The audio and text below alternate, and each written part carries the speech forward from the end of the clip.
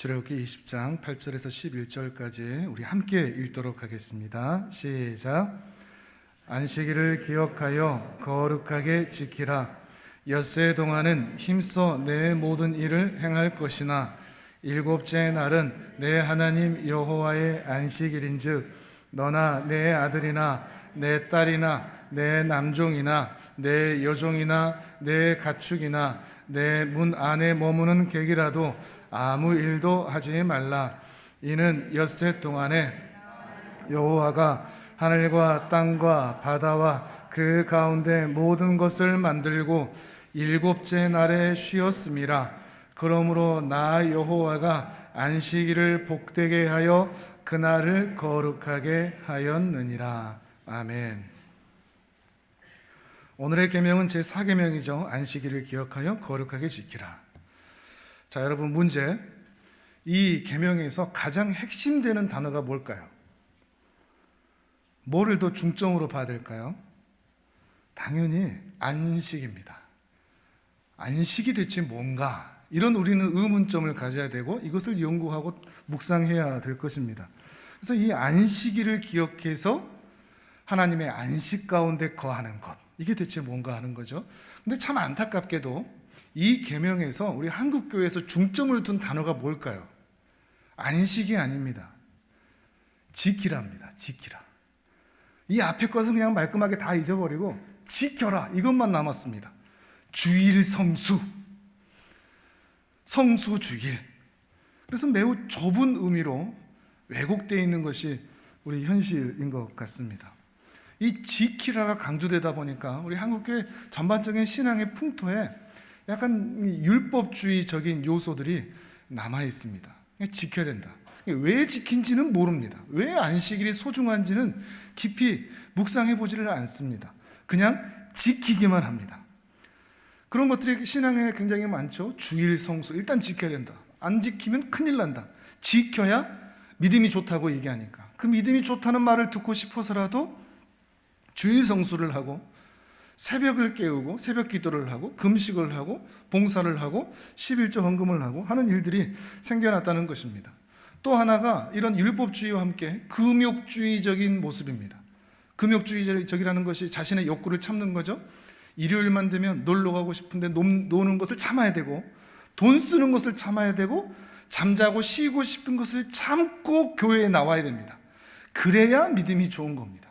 새벽 기도를 한다는 것도 잠자는 것을 참고 나오는 것이 대단한 것이다 라고 박수를 칩니다. 새벽 기도가 왜 소중하고 중요한지에 대한 그 깊은 의미는 생각하지 못한 채 나는 잠이 오는데 그걸 깨어서 그 시간을 하나님께 기도하는 시간을 드렸어. 이 금욕주의적인 요소가 우리 한국교회에 있는 것이죠. 이렇게 율법주의적이고 금욕주의적인 요소들이 우리 안에 있다 보니까 신앙생활이 그다지 즐겁지가 않습니다. 일단 지켜야 되니까, 욕구를 참아야 되니까. 주일도 그렇습니다. 주일이 그다지 행복하지가 않습니다. 일단 교회는 나가서 예배는 드려야 믿음이 좋고 지옥에도 안 가고 뭐 복도 받는다 이러니까 일단은 주일에 나오지만 그냥 무거운 짐 하나 지고 오듯이, 시댁에 뭐 반찬하러 가듯이 뭐 이런 기분으로 나오는 것이죠. 그리고 아침부터 저녁까지 하루 온종일 교회에 있어야만 하는 그런 형태들도 많이 있었던 것이죠. 그러니까 주일을 보내는데 은혜가 없는, 괜히 그냥 모든 몸과 마음이 피곤한 상태로 주일을 보내는 것들이 상당히 많이 있었다는 것입니다. 물론 이런 종교적인 행위들, 신앙의 행위들이 다 할 필요 없다라고 저는 얘기하지는 않습니다. 반대로 그런 거 다 필요 없으니까 그렇게 안 해도 된다라고 하는 것이 멋지게 보이고 쿨하게 보일지는 모르지만 그러나 그것도 너무 과한 것입니다. 하는 것이 좋습니다. 하지 않는 것보다 이런 종교적인 행위들, 신앙의 행위들을 하는 것이 더 좋은데 다만 왜 해야 되는지는 알고 하자는 것이죠. 우리가 안식일을 지키는 것이 중요한데 근데 왜 안식일을 지키는 것이고 안식일을 지킨다는 것이 어떤 의미인지는 생각하고 고민하면서 이 안식일을 보내자 하는 것입니다. 오늘 말씀을 통해서도 이 안식일에 대한 그런 조금 더 깊은 고민이 우리 함께 있었으면 좋겠습니다. 자, 오늘의 계명 같이 한번 보실까요? 오늘의 계명 제4계명 우리 화면을 보면서 같이 읽도록 하겠습니다. 시작. 안식일을 기억하여 거룩하게 지키라. 아멘. 그 안식일을 왜 지켜야 되느냐? 오늘의 본문 안에 그 이유가 담겨 있습니다. 자, 11절을 같이 읽어보실까요? 20장 11절 같이 읽습니다. 시작. 이는 엿새 동안에 나 여호와가 하늘과 땅과 바다와 그 가운데 모든 것을 만들고 일곱째 날에 쉬었음이라. 그러므로 나 여호와가 안식일을 복되게 하여 그날을 거룩하게 하였느니라. 아멘. 왜 하나님께서 출애굽한 이스라엘 백성들에게 안식일을 기억하여 거룩하게 지키라고 말하고 계십니까? 지금 이 안식일을 무엇과 연결시키고 계시죠? 창조와 연결을 시키고 있습니다. 그냥 무조건 쉬어라, 뜬금없이 나타난 이야기가 아니고 이 창조의 기사들과 연결된 안식이라는 것이죠. 하나님께서 6일 동안 천지를 창조하시고 그 일곱째 날에 쉬시면서 그날을 복되게 하였기 때문에 너희도 안식하라 하는 거죠.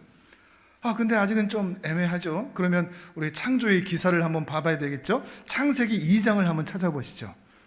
제일 첫 번째 성경이죠. 창세기 2장을 보겠습니다. 창세기 2장 2절과 3절입니다. 일곱째 날에 있었던 이야기가 2절과 3절에 있죠. 창세기 2장 2절 3절.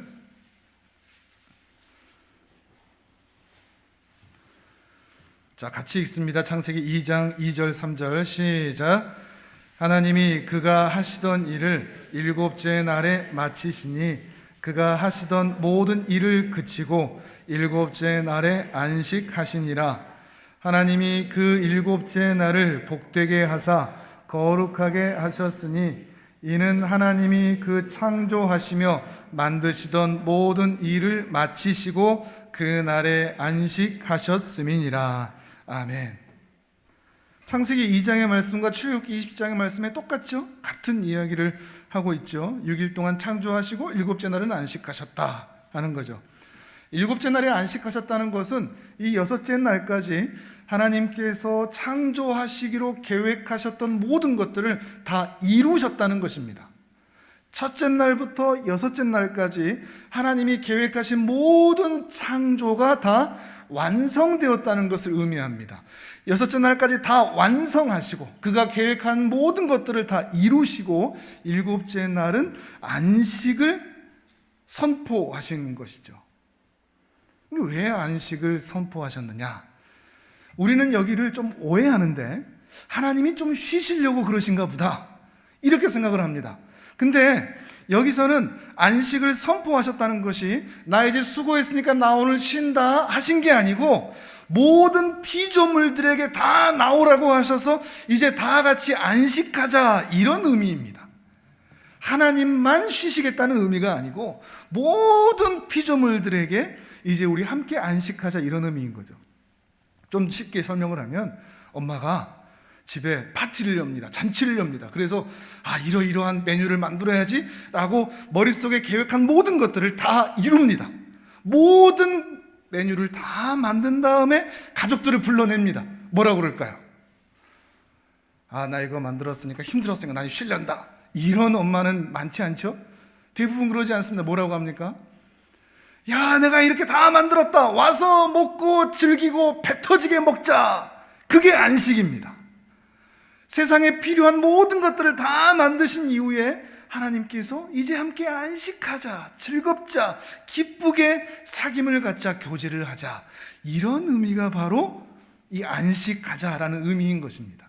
그런 의미에서 이 안식은, 일곱째 날의 이 안식은 창조의 완성입니다. 우리는 이 여섯째 날하고 일곱째 날을 따로 떼는 경향이 있거든요. 근데 하나님께서 왜 이 세상을 창조하셨느냐? 일곱째 날을 위해서입니다. 안식하기 위해서. 함께 안식하기 위해서. 하나님 혼자 안식하는 게 아니고 그 모든 피조물들과 함께 즐기고 함께 배부르며 함께 사귐을 갖는 그 은혜로운 잔치를 그 일곱째 날에 하기 위해서 창조하셨다는 것이죠. 그러니 안식은 창조의 완성이자 창조의 목적이 된다는 것입니다. 조금 더 이 이야기를 설명을 드리면 잠언 8장을 한번 찾아보시죠. 잠언 8장 22절에서 31절까지입니다. 구약 성경 918페이지쯤에 있습니다.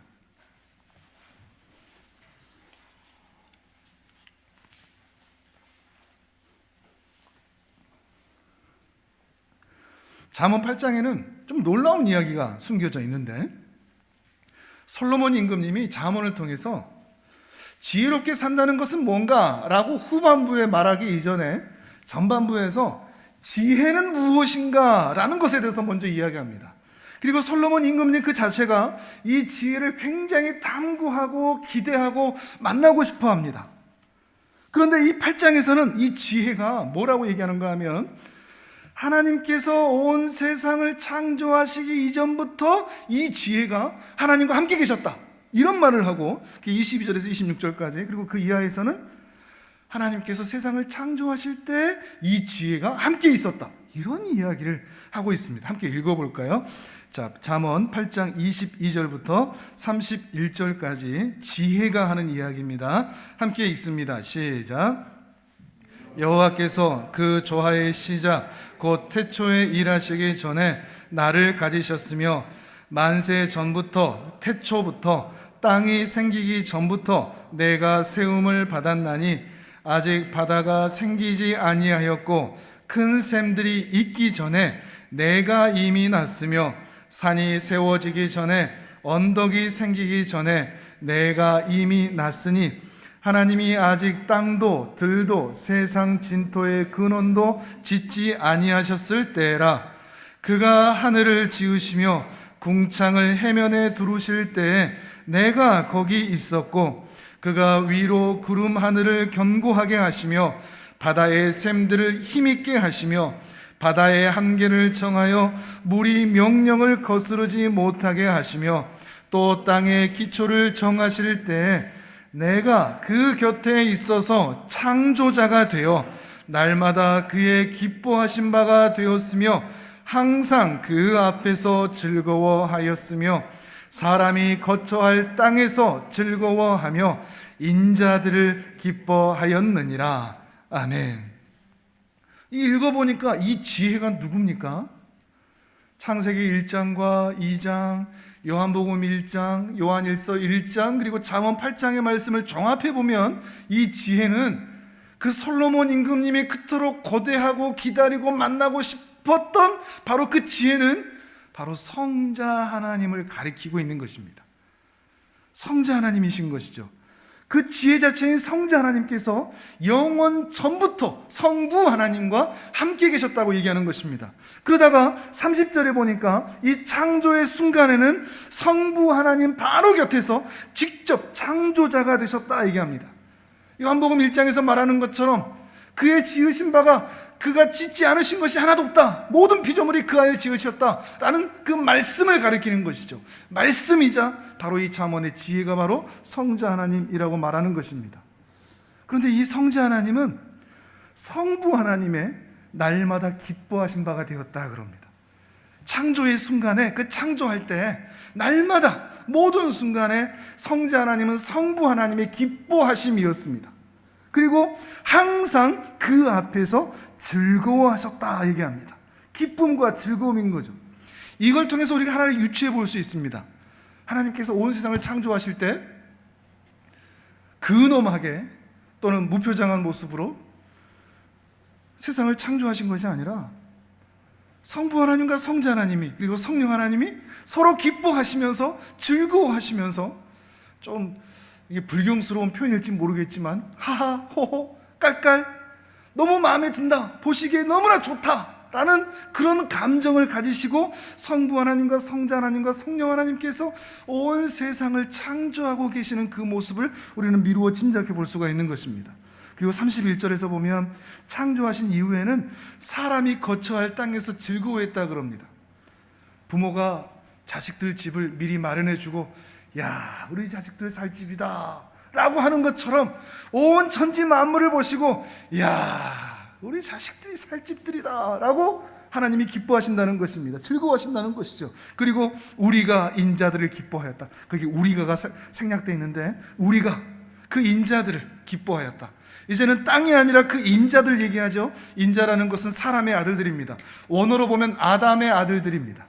그 아담의 아들들, 아담만 보고 생각하신 것이 아니라 그 아담의 후손들까지 미리 다 보시면서, 분명히 아담부터 시작해서 그 죄가 범람할 것을 아시면서도 불구하고 그는 그 아담의 아들들을 매우 기뻐하고 즐거워하셨다라고 말하고 있는 것입니다. 이 창조의 기사인 것이죠. 이런 잠언의 말씀을 통해서 성부 하나님과 성자 하나님과 성령 하나님이 얼마나 서로를 사랑하시며 서로를 기뻐하시며 서로를 즐거워하시며 이 창조의 역사를 이루셨는지 우리는 생각해 볼 수가 있는 것입니다. 삼위 하나님은 너무나 서로 사랑하셨습니다. 서로를 너무나 기뻐하셨습니다. 어떻게 해서든지 날마다 항상 그의 기쁨이 되기를 원했고 그 앞에서 즐거워했다 얘기하고 있습니다. 삼위일체 하나님이라고 얘기하는 이것이 이성적으로 얘기하면 이해가 안 되고 논리적으로 이야기할 때도 이해할 수가 없는데, 이 사랑의 측면으로 볼 때는 이해가 됩니다. 분명히 세 분 하나님인데 서로 사랑하시는 그 모습이 얼마나 완전한지 그냥 하나로 보이는 것입니다. 그래서 한 하나님입니다. 삼위요 한 하나님, 세 분 하나님이신데 한 하나님이시고 한 하나님이신데 세 분이신, 이것은 사랑으로밖에 설명할 길이 없는 것입니다. 너무 사랑하니까 서로의 다른 모습이 보이지 않습니다. 이견이 보이지 않습니다. 틈이 보이지 않는다는 것입니다. 서로 사랑하셨습니다. 그런데 하나님께서는 이러한 사랑과 기쁨과 이 즐거움을 하나님만 누리고 싶어 하지 않으셨습니다. 이 기쁨과 즐거움이 흘러넘치면서 세상을 창조하기로 작정하신 것입니다. 하나님께서 왜 세상을 창조하셨다고요? 심심한데 우리 이거라도 해볼까? 아닙니다.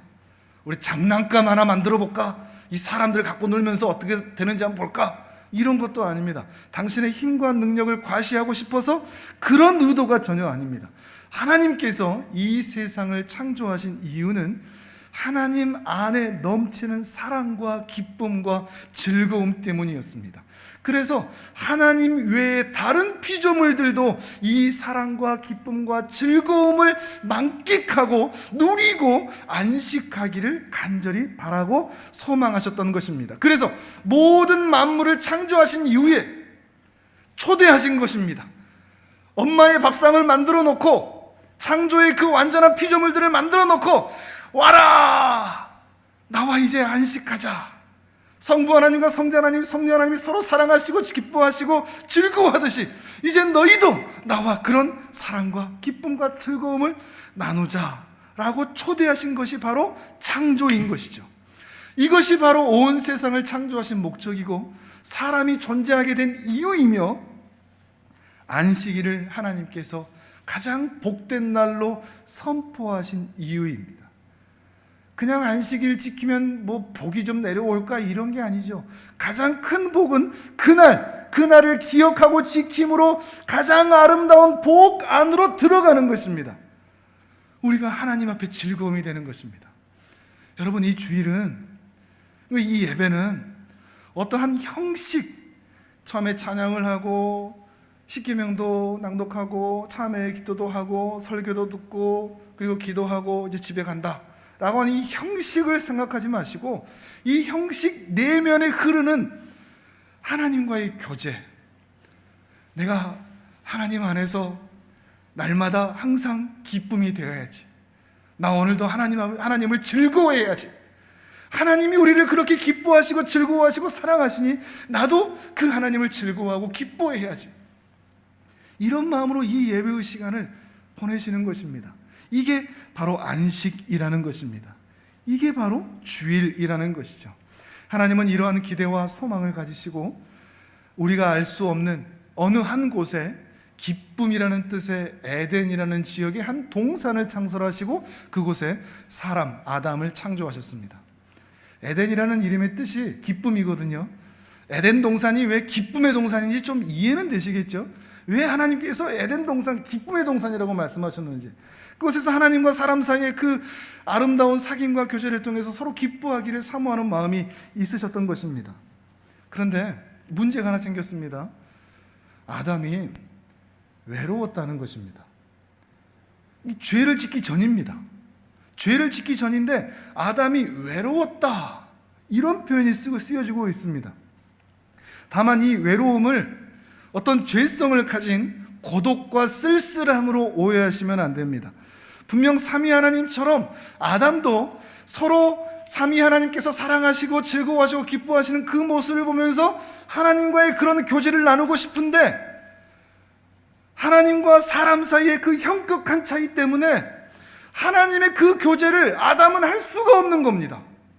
그러니 나도 나와 같은 동질의 형상이 있어서 그와 함께 사랑하고 싶다, 하나님처럼 나도 사랑하고 그의 기쁨이 되고 즐거움이 되는 그런 존재가 있으면 좋겠다. 그래서 외롭다는 겁니다.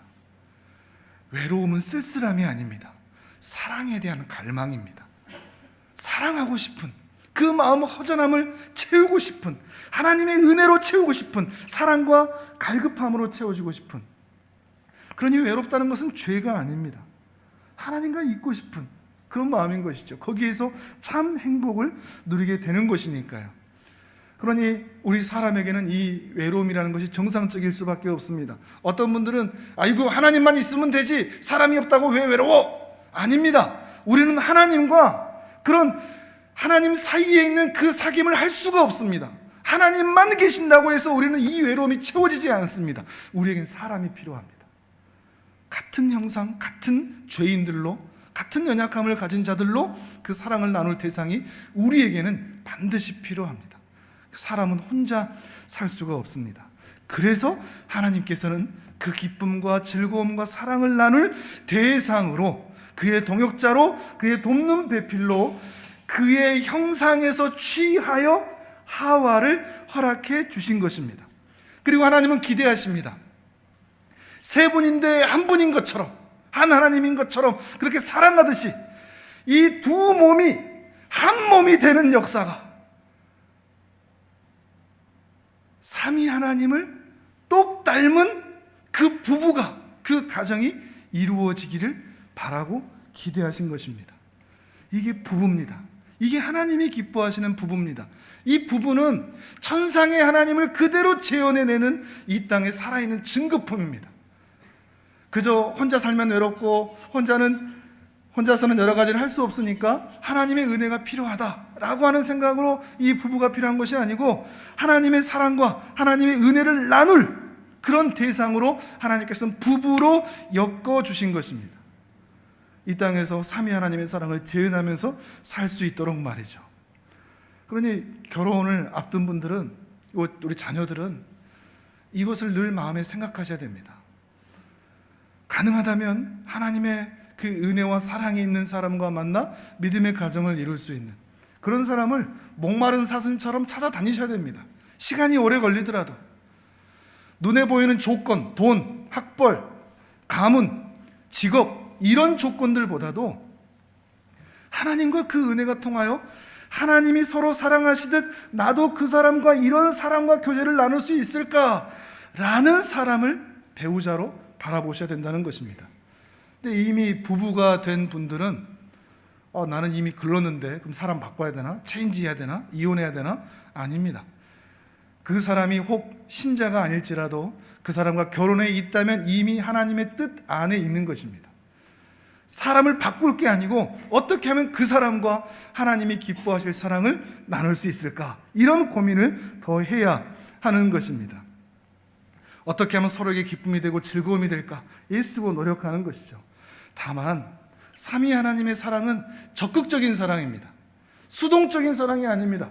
성부 하나님이 오늘은 나를 많이 사랑해 주실까? 이러지 않습니다. 성자 하나님께서 오히려 적극적으로 사랑하시고 성부 하나님이 더 적극적으로 사랑하십니다. 부부도 그렇습니다. 기다리지 않습니다. 나에게 얼마나 잘해줄까? 기다리지 않습니다. 눈치 보지 않습니다. 오히려 내가 더 적극적으로 사랑합니다. 내가 더 적극적으로 그의 기쁨이 되기 위하여, 내가 더 적극적으로 그를 즐겁게 하기 위하여 그렇게 사랑하는 것, 그것이 바로 부부라는 것입니다. 근데 문제가 있습니다. 우리는 다 알죠. 그렇게 사랑하기가 쉽지 않다는 것을 말이죠. 그 이유는 바로 이 기쁨의 동산인 에덴에 사단이 몰래 잠입해 들어왔기 때문입니다. 뱀으로 변장해서 말이죠. 이 사단은 하나님과 사람이 사랑하는 것을 볼 수가 없습니다.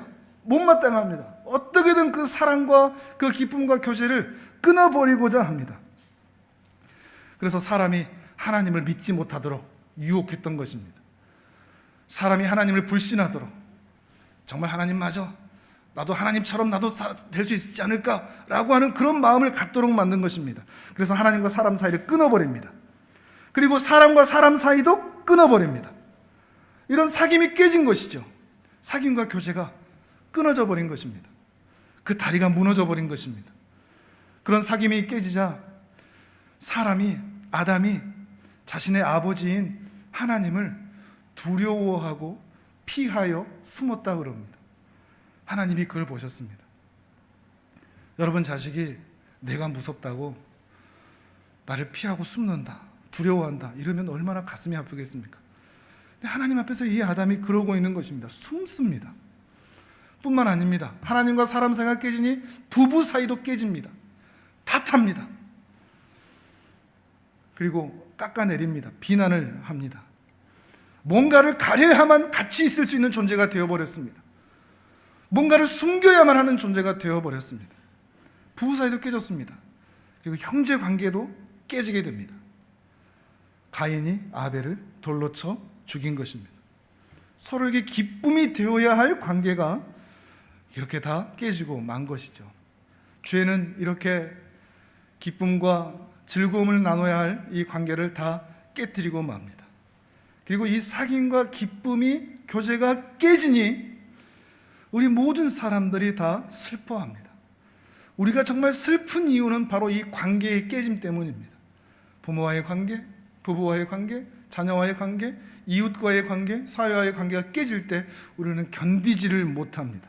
그래서 많은 사람들이 울고 있고 아파하고 신음하고 있는 것입니다. 세상의 포로가 된 저 말이죠. 그런데 참 놀라운 것은 하나님이 이 세상을, 그리고 이 사람을, 이 아담의 아들들을 사랑하는 것을 포기하지 않으셨다는 것입니다. 중단하지 않으셨습니다. 그래서 어떻게 하셨냐? 하나님이 직접 사람을 찾아오셨습니다. 그게 우리가 지금 출애굽기 보고 있는 신의 산으로 사람들을 불러내신 것과 같은 이야기입니다. 하나님께서 사람들을 신의 산으로 불러내셨습니다. 애굽에게, 그리고 모세에게 그것을 명령하셨습니다. 왜 불러내셨을까요? 왜 신의 산으로 오게 하셨을까요? 그리고 그 신의 산으로 도착할 수 있도록, 그 신의 산으로 이스라엘 백성들이 모일 수 있도록 애굽에 10가지 재앙을 내리고 홍해를 가르시고 만나와 메추라기를 주시고 구름기둥 불기둥까지 허락하시면서 기어있는 이스라엘 백성들이 신의 산 앞에 도착하게 하신 그 이유가 뭘까요? 단순합니다.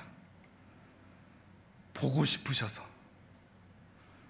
만나고 싶으셔서, 가까이 하고 싶으셔서, 여전히 사랑하시고 여전히 즐거워하시고 여전히 기뻐하시기 때문에 스바냐 3장 16절의 말씀처럼 영원히 그를 즐거워하며 내 사랑이라는 고백처럼 하나님은 여전히 이들을 사랑하고 계셨기 때문입니다.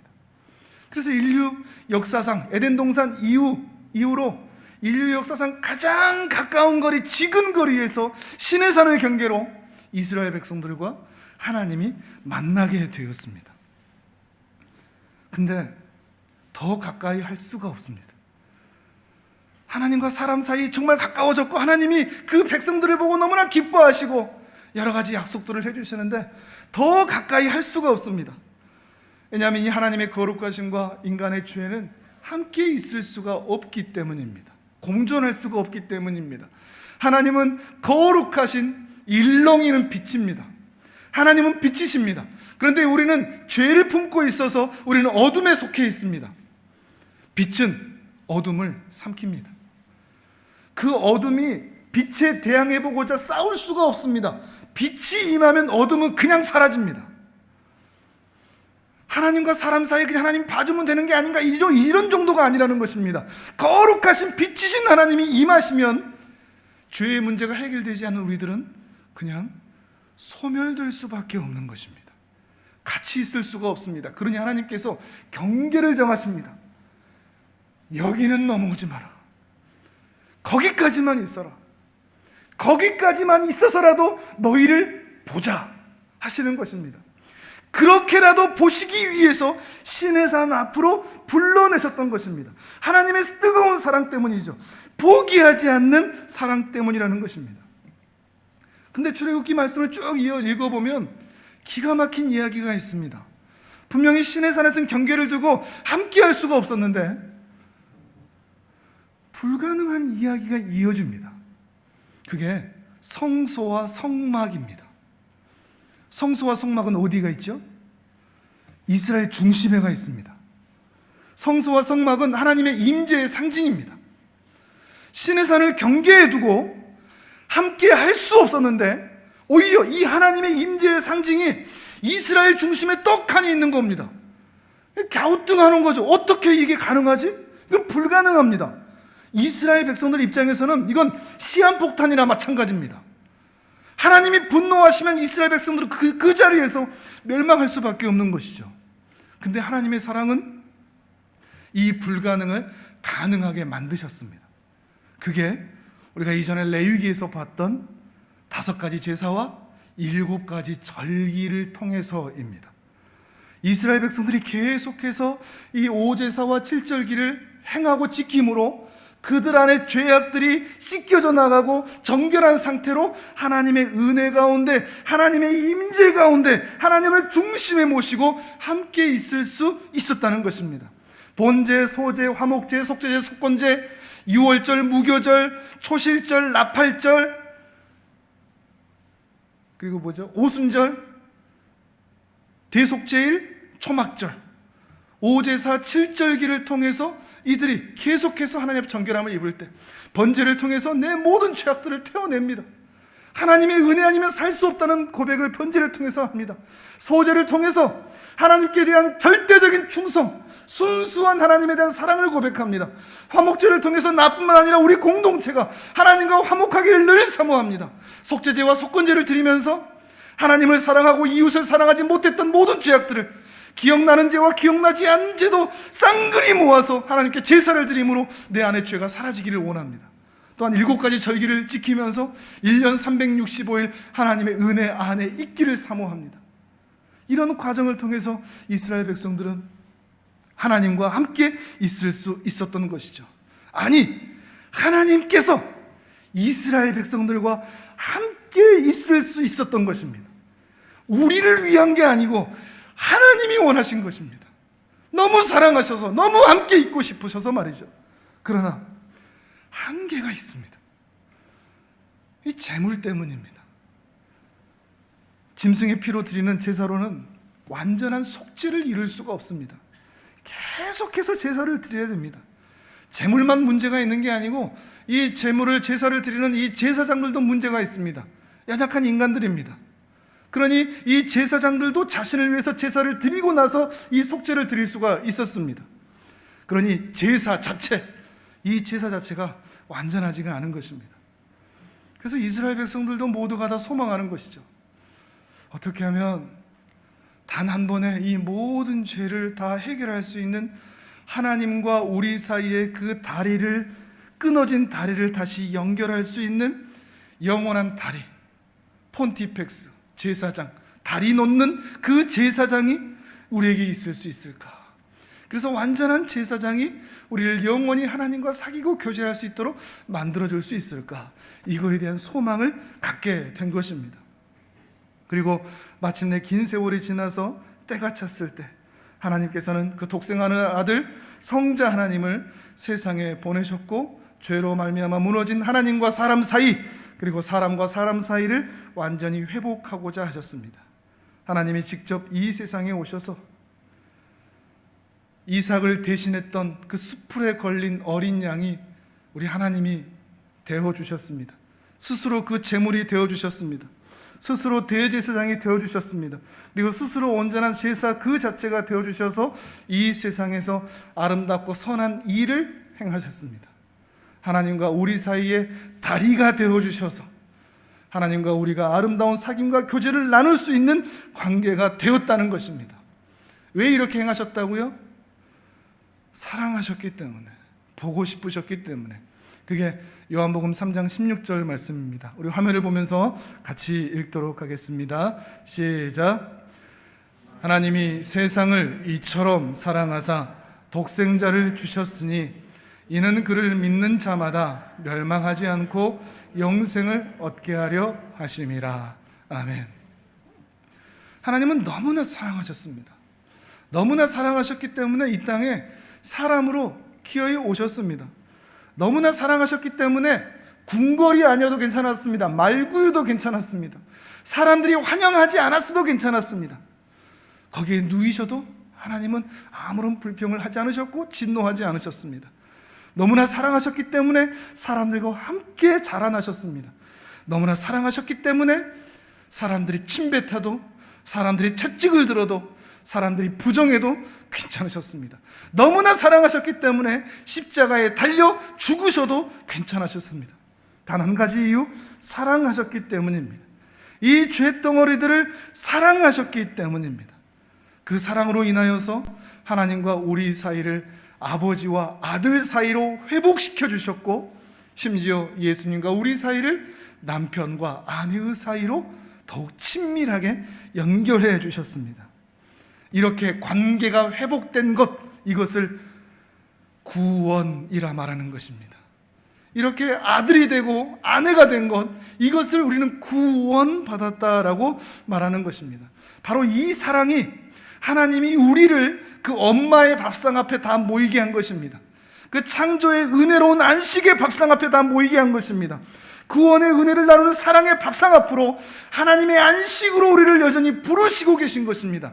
창조 때에만 그러신 게 아니고, 시내산에서만 말씀하신 게 아니고, 바로 오늘도 우리를 그렇게 부르고 계십니다. 다 준비해 놓으시고 와라. 그게 바로 7번째 날 안식일이요, 우리가 지금 예배하고 있는, 모여 있는 바로 이 주일이라는 것입니다. 하나님께서 초대하실 때 우리는 뭐라고 해야 될까요? 염치 없고 부끄럽죠. 그런데 엄마들이 이렇게 요리하는 걸 보면 남편들은 TV 보고 있고 애들은 게임하고 있는데 밥 먹으라 와라 그러면 뭐라고 그럽니까? 아우, 염치 없고 부끄럽지만 제가 어떻게 저녁을 먹겠습니까? 이런 식구들은 아무도 없습니다. 남편이고 자식들이기 때문에 예 하고 달려가는 거죠. 우리도 마찬가지입니다. 하나님이 우리를 부르십니다. 그럼 우리는 염치 없고 부끄럽습니다. 우리의 삶을 통해서 우리가 어떻게 하나님 앞에 나가요? 어떻게 이 은혜를 가지고 예배를 드릴 수가 있어요? 창피하고 부끄러워요. 할 게 아니라 부끄러운데 아버지가 부르시기 때문에 예 가겠습니다 하고 나오는 것이 바로 이 주일이라는 것입니다. 그러니 구원받은 하나님의 자녀들은 하나님이 너무 좋을 수밖에 없습니다. 그 은혜의 밥상을 만들어주신 그 엄마처럼, 그 사랑의 밥상을 만들어주신 그 부모의 사랑처럼 우리는 그 은혜 가운데 너무나 행복함을 누릴 수밖에 없다는 것입니다. 그래서 우리는 예배 드리고 싶어 합니다. 율법주의로 금욕적으로 주의를 지키는 게 아니고 이 예배를 통해서 하나님의 안식 안에 들어가고 싶어서 예배를 드리는 것입니다. 그래서 하나님을 사랑하는 마음을 갖게 됩니다. 습관처럼 나오지도 않고, 문제 해결을 위해서 나오지도 않고, 소원 성취를 하기 위해서 하나님을 찾지도 않습니다. 우리는 사랑해서 나옵니다. 또한 구원받은 하나님의 자녀들은, 하나님과 사람 사이가 회복된 그 자녀들은 이제 옆에 있는 사람들을 바라보게 됩니다. 밥상에 있을 때 엄마하고만 관계가 좋은 게 아니죠. 그 가족들 다 같이 하하 호호 깔깔 까르르 까르르 즐거워하죠. 마찬가지로 이제 그 옆에 있는 사람들이 보입니다. 우리 믿음의 동역자들이 보입니다. 함께 예배하는 사람들이 보입니다. 함께 사랑하고 싶어하는 것입니다.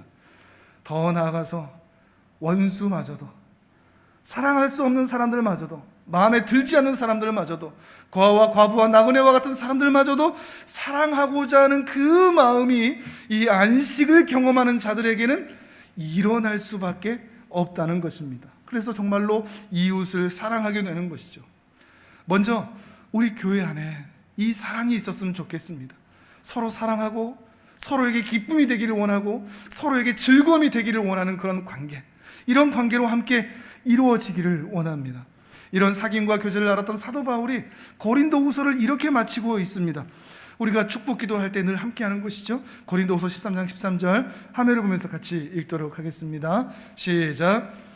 주 예수 그리스도의 은혜와 하나님의 사랑과 성령의 교통하심이 너희 무리와 함께 있을지어다. 아멘.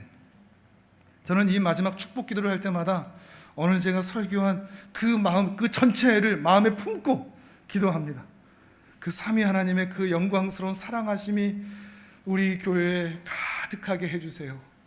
우리 성도들 삶의 순간순간마다 이 은혜가 가득하게 해주세요. 여러분도 이런 마음으로 나 자신만 복받는 것으로 끝나지 않고 이 은혜를 받은 자로 우리 교회 안에, 우리 성도들 안에 이 사랑이 가득하기를 소망하면서 교회에서, 그 여러분의 가정 안에서도 이렇게 축복하는 것입니다. 이 은혜가 있기를 바랍니다. 만약에 이 안식이 우리 안에 충만하다면 우리 교회의 분위기는 달라질 수밖에 없습니다. 어둡고 침침한 그 기운들은, 음산한 기운들은 다 사라지고 밝은 기운이 가득한 교회가 될 수밖에 없습니다. 빛이 있기 때문이죠. 우리 안에 이 은혜도 있기를 바랍니다. 밝은 분위기. 근데 이것을 위해서 우리 성도님들이 다 같이 노력하는 것입니다. 누가 나에게 말 좀 걸어주지 않을까, 누가 나에게 잘해주지 않을까, 이걸 기대하기보다 먼저 적극적으로 사랑하는 것입니다. 삼위 하나님께서 그렇게 기뻐하시고 즐거워하셨듯이 말이죠. 우리 이렇게 함께 만들어갔으면 좋겠습니다. 또 이것이 만들어가고 있다는 증거가 어떻게 나타나는가 하면, 맛집 한번 다녀오면 소중한 사람들에게 거기 참 맛있더라 하고 이렇게 데려가는 것처럼 우리 교회에 이런 은혜로운 분위기가 있다면 다른 사람을 데리고 오고 싶어 합니다. 야, 우리 교회 한번 가볼래? 우리 교회 주일마다 하나님이 오신다. 주일마다 하나님이 우리를 만나주신다. 좋은 분들이 있다라고 말할 수가 있는 것입니다. 전도 축제를 하기 위해서, 선물 타기 위해서 어쩔 수 없이 1년에 한 번 그렇게 전도하는 것이 아니고, 너무 좋은 은혜로운 분위기가 있다면, 함께 가족되기 원하는 분들이 있다면 그 사람들을 초청해서 함께 이 은혜를 나누고 싶어하는 그런 마음이 생겨난다는 것입니다.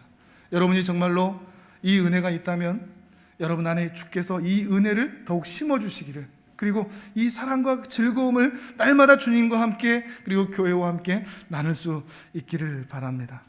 평생을 주님과 사귀면서, 교제하면서, 즐거워하면서 빛 가운데 사시길 바랍니다. 그리고 그 빛으로 수많은 사람들을 인도해 내시는 하나님의 귀한 사람들 되시기를 주님의 이름으로 축복합니다.